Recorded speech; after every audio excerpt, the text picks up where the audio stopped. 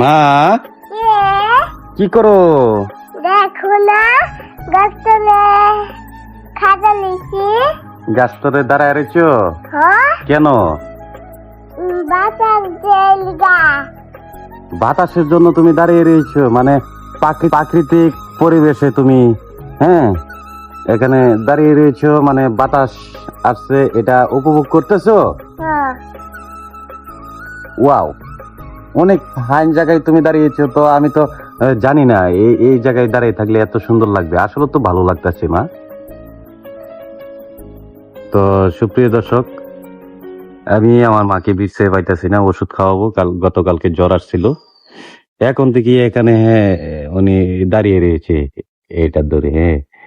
খুব, মানে বললাম যে কেন, বলছে যে এখানে প্রাকৃতিক বাতাস আসছে, খুব শরীরটা ভালো লাগতেছে, তাই আর কি।